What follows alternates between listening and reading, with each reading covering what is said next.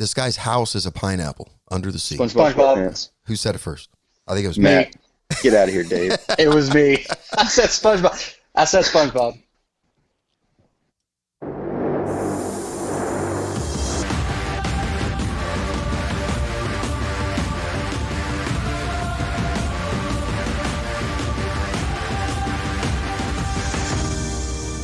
You found us, and now you're listening to Heart of a Volunteer Veterans Podcast, where we have conversations with veterans ranging from our service time, development, family, motivation, and best practices for veterans.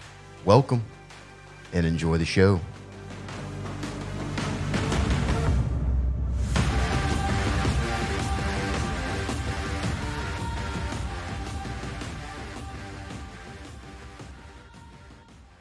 All right, everyone. Hey, welcome back. Welcome back to another Veterans Chat here on the HOV Veterans Podcast. I'm your host, Chris, and we've got two co-hosts today. One is an Army veteran, and one's getting ready to be a veteran, but best of friends, and they're hosting a podcast together. Please welcome Matt Lunceford and Dave Palmer. That's right. How's it going, guys? That's right. Welcome to the show. Welcome to the show, gentlemen. How we doing out there? Doing pretty good. Pretty good. Doing fantastic. Now you guys are in two different locations right now, and we're trying to figure out the science of how we got both of you on this thing at the same time. But let's talk about what's going on in your locations in terms of the coronavirus. Oof. Well, Arizona is doing terrible right now. There's a heavy population of Mormons right in the Phoenix area, and so literally everything is bought out, like toilet paper, baby wipes, but vitamin C is still on the shelves, guys. So if you need your daily supplements and vitamins to combat the coronavirus, you can handle that, but don't bother wiping your butt. Just buy a bidet. Why is that, man? Why vitamins and minerals, they don't matter no more? Is that what the deal is? I guess not. It's a mob mentality. One person started buying mass quantities of toilet paper, and I think it's just people are getting scared because they hear about being under quarantine, and that's the number one thing. It's not canned foods. It's not daily supplements or sustenance. It's booty wipes. It's strange. I gentlemen, I think it's funny that, when this happens in other countries, we're like, look at them, they're all crazy. And then here we are, bam, doing the same thing. Yep. Doing the same thing. Dave, what about you, brother? How's how things looking in your neck of the woods?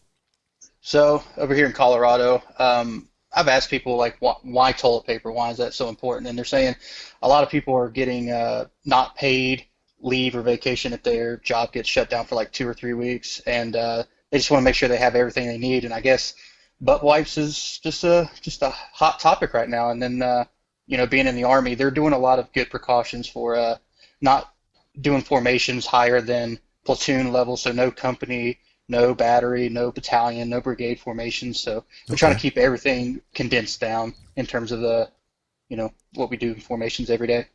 Right. Now, are you guys, that's interesting that you say that that the Army's going down to the, to the lowest level. So you guys aren't even populating your company. You're just coming and doing PT and then maybe going on a small detail and then shutting it down, or what's the deal?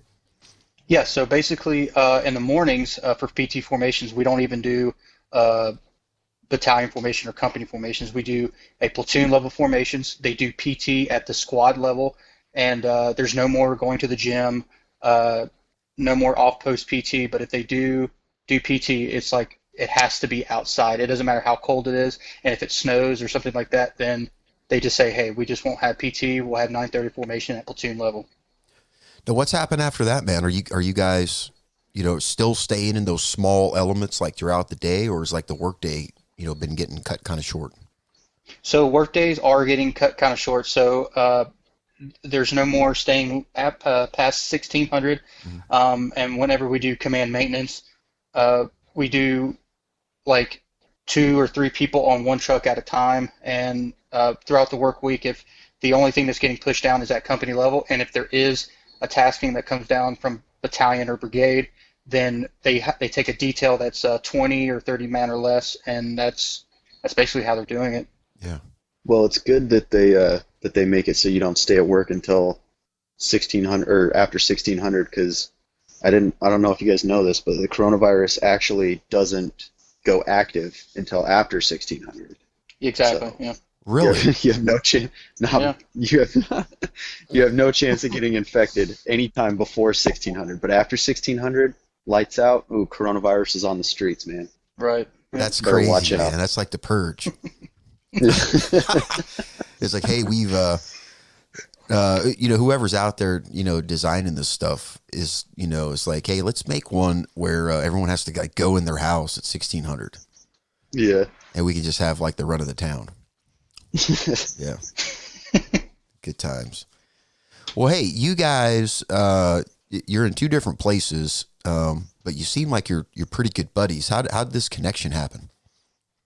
So, me and Matt actually met after his second tour, or I'm sorry, his first tour, and after my first tour, we met at the Baker Company, 212 Infantry. It's actually kind of weird. I didn't know anything about this guy. Someone told me, like, you got to meet this guy, Lucy, right? And at first, in my head, I thought he was a woman. You know what I mean? I was like, oh, I hope she's hot, man. You know what I mean? And so I'm like looking for this Lucy chick, and she's nowhere to be found. And all of a sudden, this guy comes up to me and goes, "Hey, man, you got some nice hair." And I'm like, "You got some nice hair." And ever since then, we just became friends. Yeah. That's pretty Little much did it. he know, I was hot. Just He was hot. Yeah.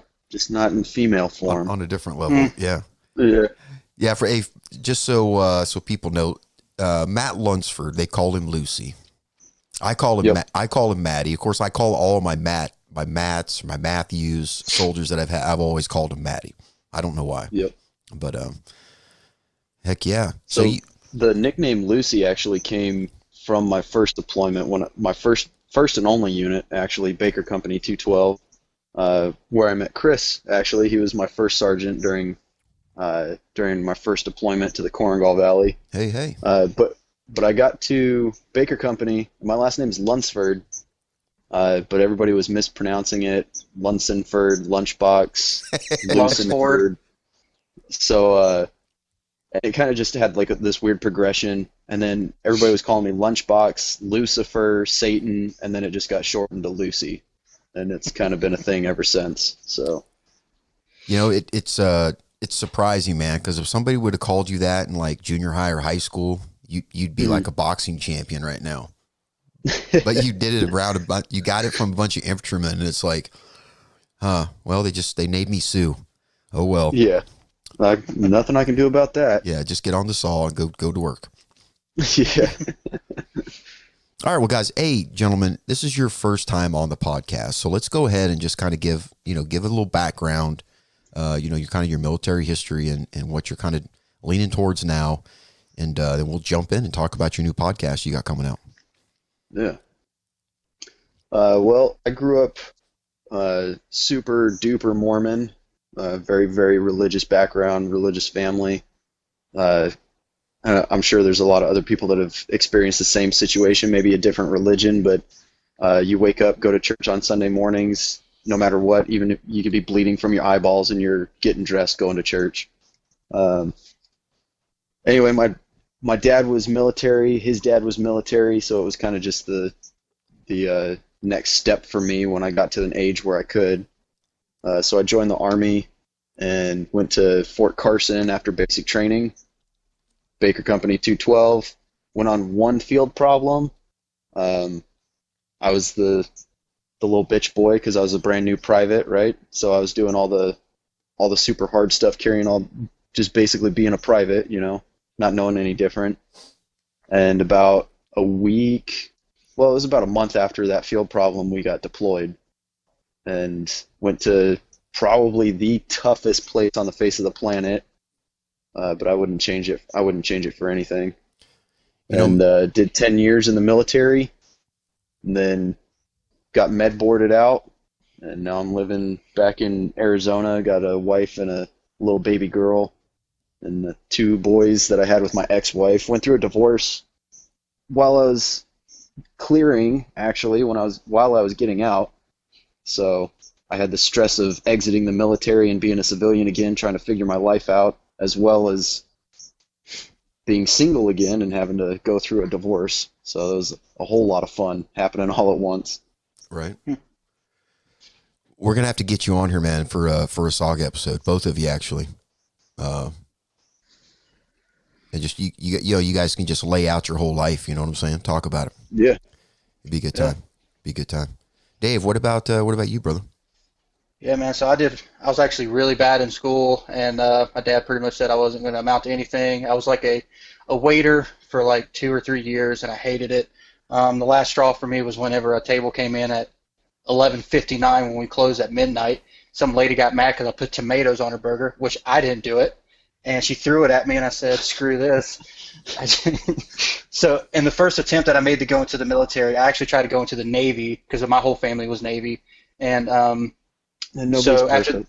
yeah, I know. But I take the ASVAB or whatever, and they line us all up, and they're like, "Hey, Palmer, I need to talk to you for a second." I'm like, "Yeah, what's up?" They're like, "Yeah, you got like an 11 on your test." Oh, I'm no. like, "What does that mean?"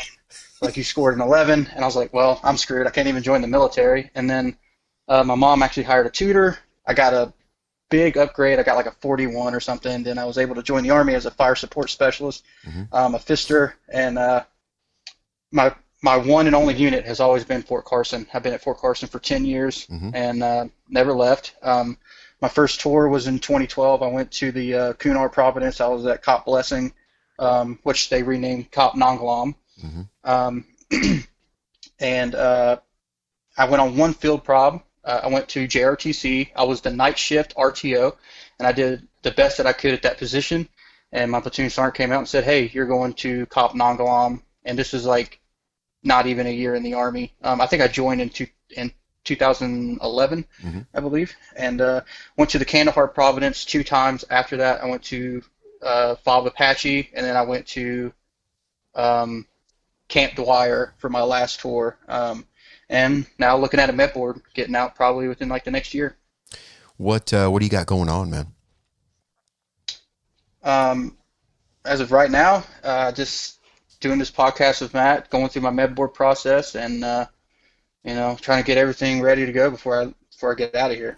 Well, Dave, we talked a little bit before the episode, and I wanted to let you know, man, this is like kind of a place I'd like to keep you.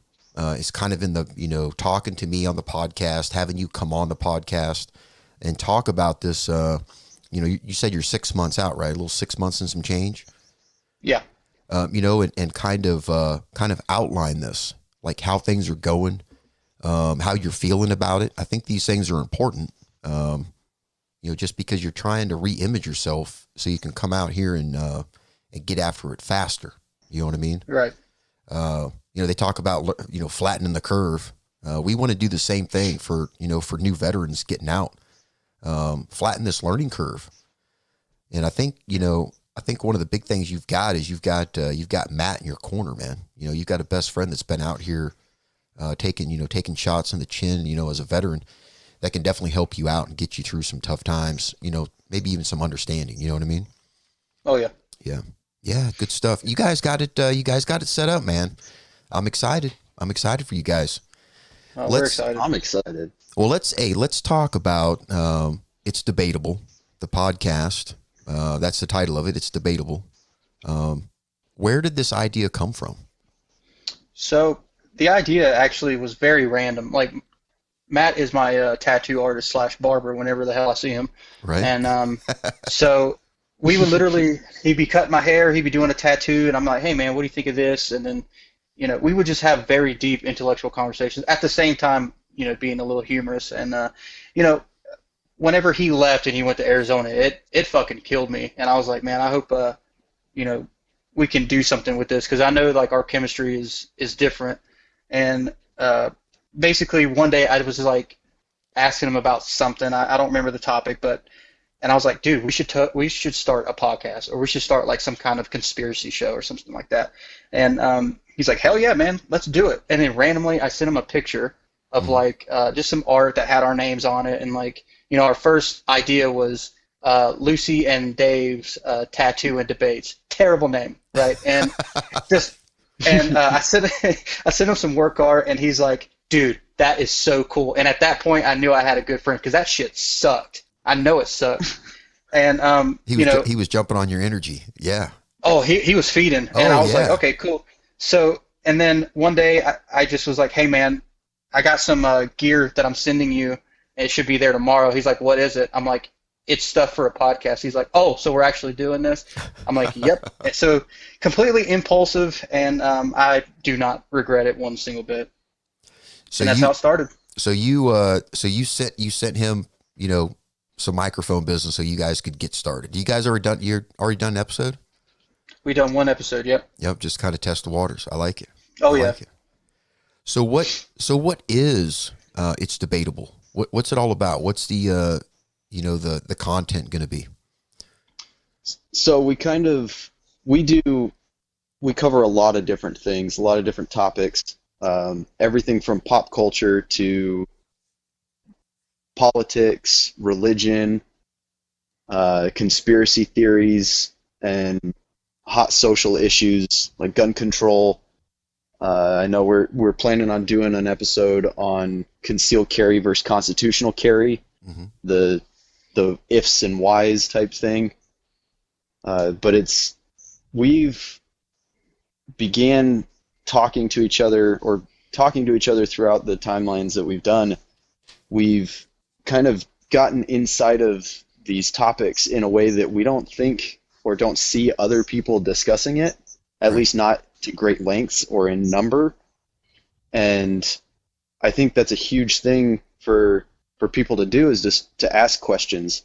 And that's what we want to do. We want to be thought-provoking. We want to kind of point out different aspects of things, different ways to think about certain topics, and just get that idea out there, get that conversation started between people and their coworkers or their family members or their friends and stuff like that, just the people that you're around, because everybody learns things differently. Everybody sees things from their own perspective with their own rose-colored glasses. Right. And it's different than the way you or I see it.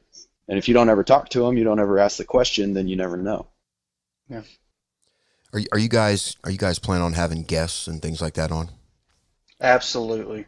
That's gonna be a fun podcast. Oh yeah. Now, Matt, what have you been doing since you've been out? Just to kind of update people in, because there's a lot of the stuff that you've been doing that's going to fit well into some of the content. Yeah. So when I was getting out, actually before I was getting out, during my second deployment, one of my buddies in the unit had noticed that I was always drawing stuff. I was doing doodles and stuff like that. And he asked me, he's like, have you ever thought about tattooing? Have you ever got into that? And I was like, well, I mean, I get tattoos. I love getting tattooed.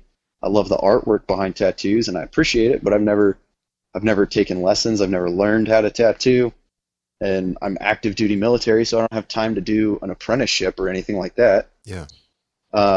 So he was like, well, I've done a little bit of tattooing, and I have a machine and a little kit that I got off of Amazon. I'll teach you everything that I know. Yeah, right? Yeah. So at first I was like, oh, I don't know. Sounds sketchy, bro. Yeah. So he said that, well, I'll give you all of my stuff. You can have everything that I have, and I'll teach you what I know, and you can practice on me and I won't charge you anything. I was like, okay, that's free sure, why not? That's free chicken. Yeah. So I did what any intelligent person would do, and I went to YouTube University and learned as much as I possibly could because I didn't have time to do formal training or go talk to somebody and sit down for hours at a time and learn the proper way. So I learned the old school way and just trial by error type thing. I started tattooing myself for practice because I didn't feel comfortable charging people for tattoos or anything like that, or asking them to let me do it on them. So over the course of 2 deployments, I actually got pretty decent at it. Came home from Afghanistan, and people kept asking me to do tattoos, and they started paying me, and so I just kept doing it.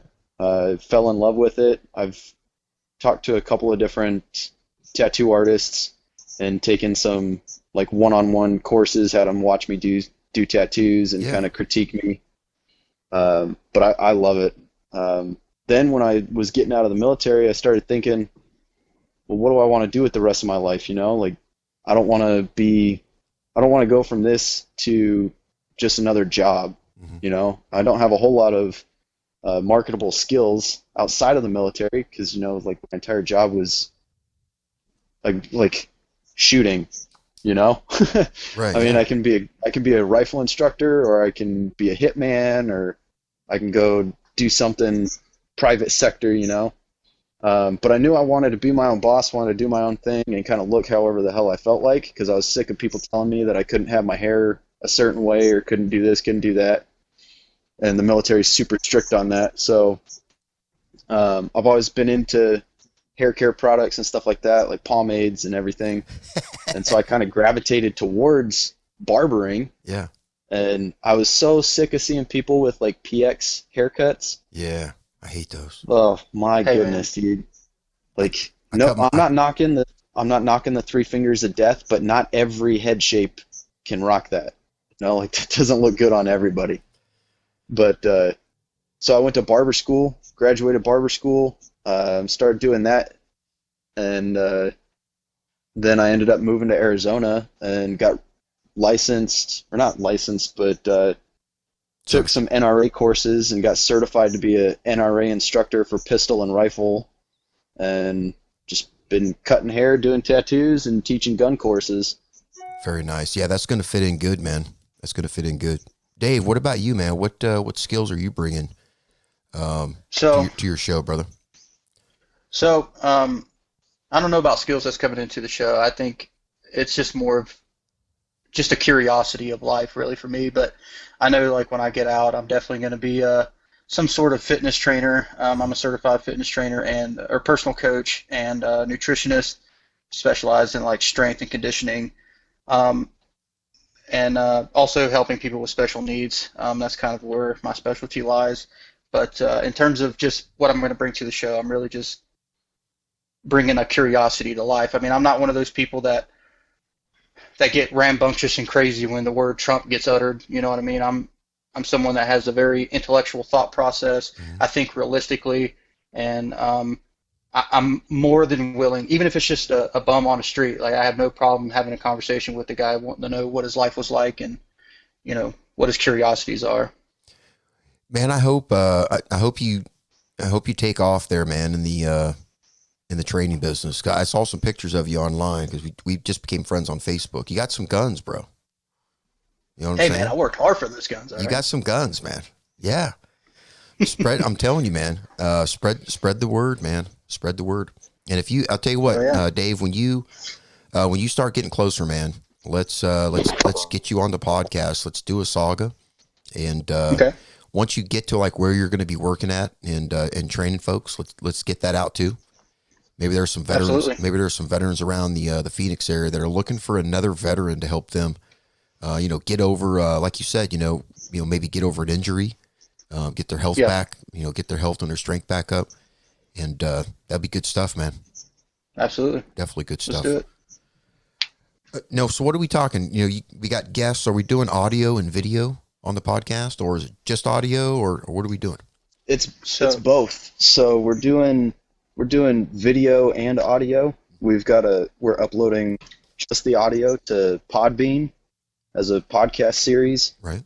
And then we're doing the audio and video together on YouTube as a YouTube channel. So you can either listen in the car just to the Podbean or headphones on your way to work or whatever, or you can watch us, because there's a lot of stuff that you don't necessarily pick up on or don't get to see. I'm a very expressive person with my hands. I talk with my hands a lot, and I gesture quite a bit. So I'm always moving around, like waving my hands, just kind of being a dummy. But That's one thing that you don't get to see if you're only listening to the podcast. So we tried to, with so many different social media outlets out there, we're trying to give everybody a little bit of something, Right. you know, because maybe the podcast doesn't really do it for you, but you want to sit down and you want to actually see the people that are talking behind the microphones. Right. So we're doing both just to give everybody a little bit of flavor for themselves. Now, you guys are doing video, so what do you see as like your set looking like? Can you kind of describe that? Like, what is the dynamic of your set that people can kind of be like, this might be what we're going to see? So if you're talking about, are you talking about like strictly like equipment? Not equipment, but just like the background. What's the setup? Is it just a table? Are you guys sitting in chairs looking at each other? So as of right now, it's with us being so far apart, like all we have is using like our phones and some type of rig, and it's just facing us, and we're talking into mics, looking at each other through an iPad, and having like a video chat. We obviously want to move away from that. We want to get into either a studio or some kind of room that can really help get the feel, because you can tell from the first episode, it's hard talking to somebody and they're not in the same room, because it's hard to feed off their energy and keep the conversation going. You hear us stop a couple times and the cues, the physical cues of handovers of conversations. They're very hard to do just over the phone. Yeah. It's hard.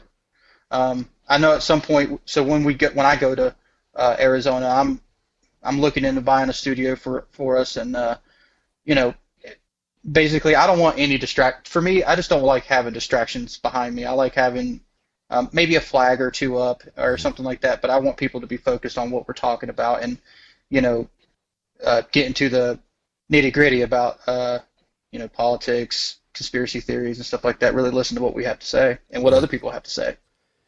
Man, I was, going to do a whole lot of things like when I retired, or not retired, but got, graduated school.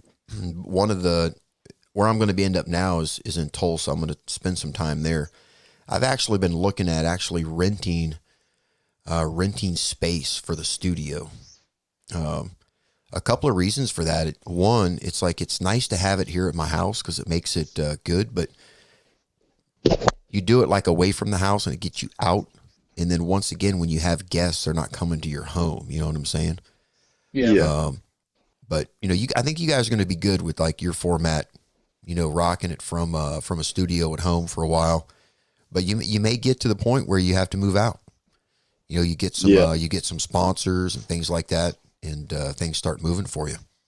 Which I hope they do. I think having it in a studio kind of keeps it more like a professional feeling, right? Because if you're doing it in your house, it's easy to not prep for it. You're just like, oh, it's right there. It's not going to take me more than 5 minutes to set stuff up, Yeah. But if you've got a studio or you've got everything like set up at a specific location, you've got the whole drive there to kind of prep yourself mentally and physically to get into that situation where you're fully mentally there. Yeah. Yeah, I like that too. Yeah, man, I'm really excited, gentlemen, for what you guys got going on. What are you guys talking about? Like one episode a week, couple episodes, 3? As of right now, I think what we're going to try to do is have maybe 2 to 3 episodes of video on YouTube a week. So that's like 3 15-minute videos, and then have a podcast near the end of the week, which is like maybe 30, 45 minutes long, just because we're restricted to the technology of us being apart. I mean, honestly, this first video that we uploaded was super stressful on me. I'm not a very good video editor, and you can definitely tell from the video if you ever get a chance to watch it. And it'd just be easier once we get a system down, we get into that system, that rhythm. And but yeah, more likely like 3 video episodes a week talking about one specific topic, and then at the end of the week having a podcast kind of summarizing the whole week and having a little bit longer of a discussion, especially when and if we get guests on the show. Yeah. Well, hey, I sent you guys the Veteran Podcast Network invites. They're on Facebook, and I think they've got another page, like a .com too. But they do a lot of work with veterans. If you got a podcast, lean on those guys and those gals, because they've got a lot of great resources. They can help you with things. Right. Yeah, it's good stuff, man. So at the end of the day, what's the goal? What's the goal of the podcast? End of the day. For me, my goal is kind of to use it as a platform to inform people. I think that knowledge in today's world is kind of, I don't know, it's almost like it's tabled, it's shelved, like people aren't going out and learning things for themselves because it's so readily available. It's so easy to find information, whether it's accurate or not. Right. Everybody's got a phone. Everybody's got a smartphone, everybody's got a laptop or an iPad.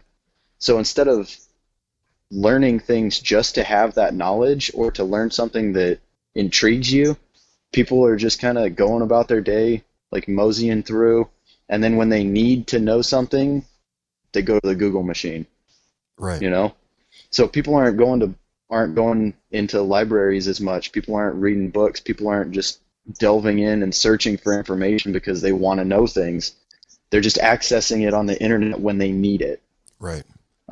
So I think that's a big draw for me on the why aspect of doing this podcast. I've always been a very skeptical person. I've always been the type of guy that asks why, and that gets me in trouble from time to time, especially in the military. That's the last thing that somebody above you wants to hear is, well, why? Why am I doing this? What's the purpose?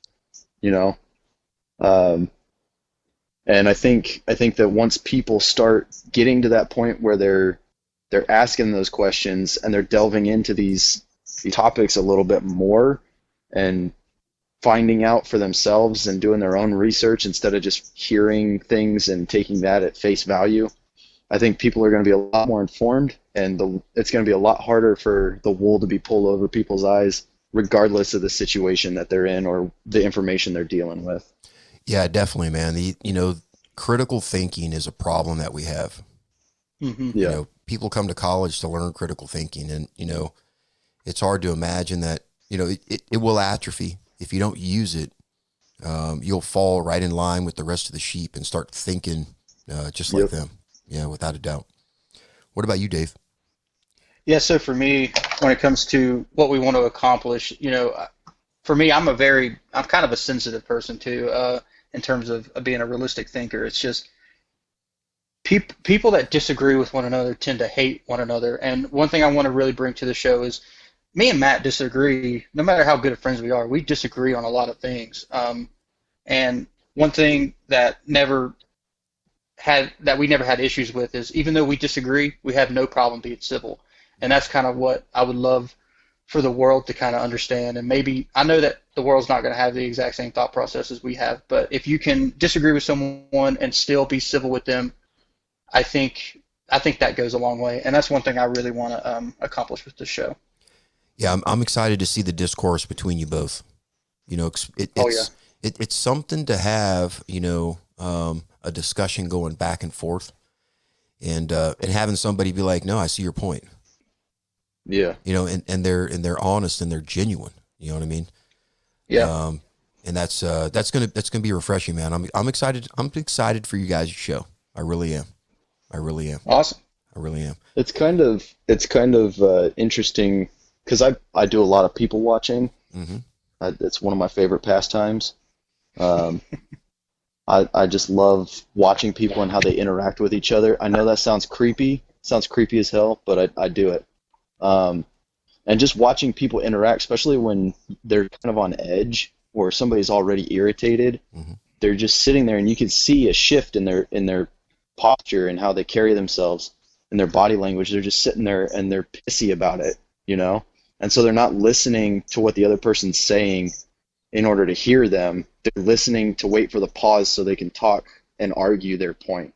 Right. Yeah. So they're not really engaging in the conversation. They're just waiting so that they can take a breath and then get back into it on their side. Well, that's like everybody has their own talking points, right? You know what I Yeah. mean? Like they have talking points that they're comfortable with, and they always wait to put those out. You know. Mhm. Yeah, I'm excited, We're guys. we're trying to make people uncomfortable. You know, growth comes from getting outside of your comfort zone. That's right. And if all you ever do is hang out and do the same things over and over and over again and say the same stuff, think the same things, you're never going to grow. You're never going to challenge yourself.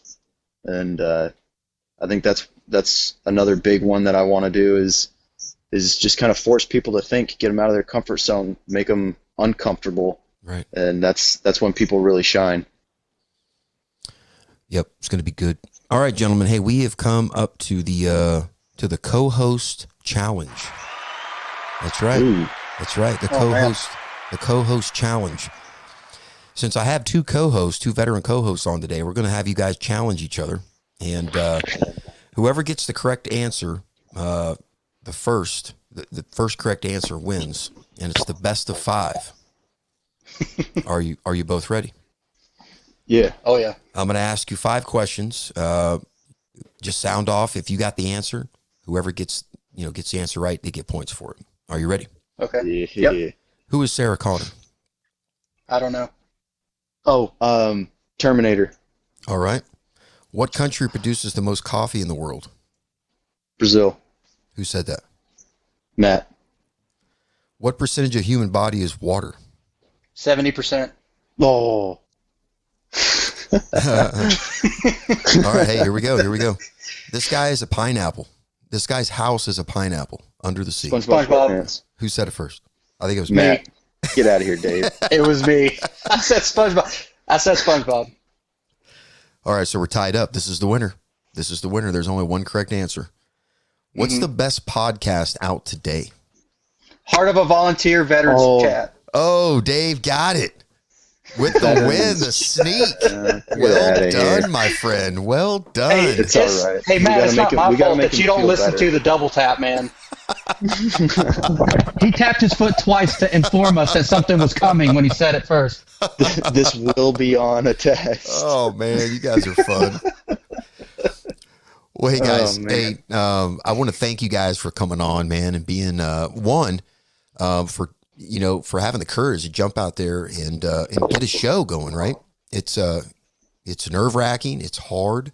You got to try to find the best equipment that works for you, right? And it's tough. Yeah. There's just a lot of stuff out there, but I'm excited about what you guys got going on. And once again, the podcast, HOV Veterans Podcast is here for you guys.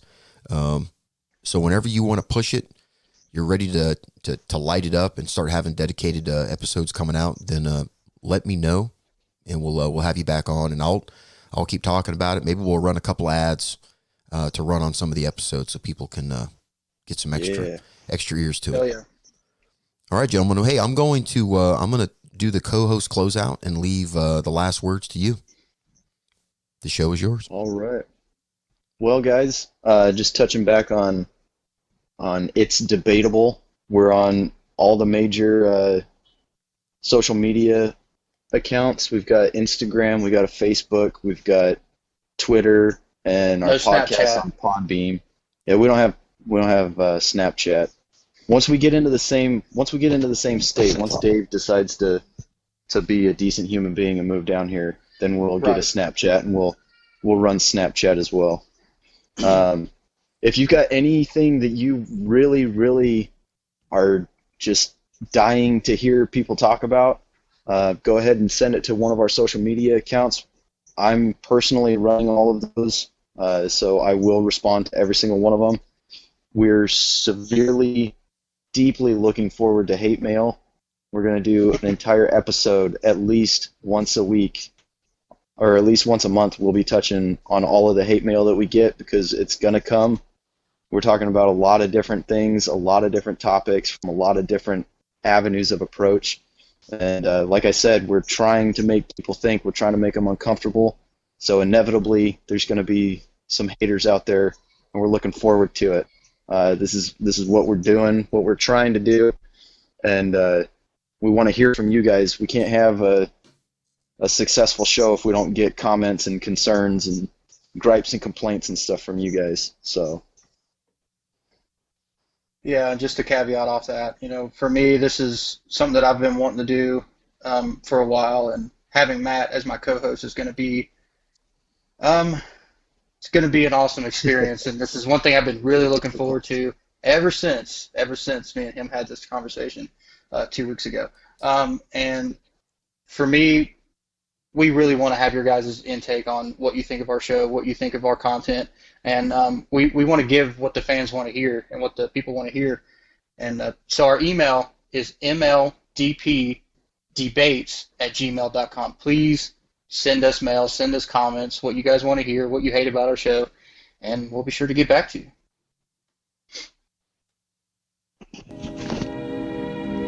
And now, folks, it's time to say goodnight. We sincerely appreciate your patronage and hope we've succeeded in bringing you an enjoyable evening of entertainment.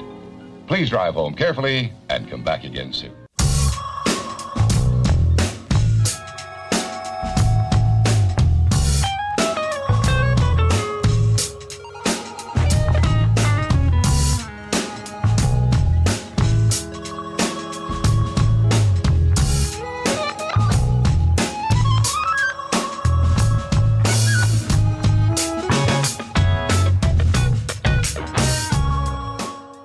Heart of Volunteer, copyright 2020.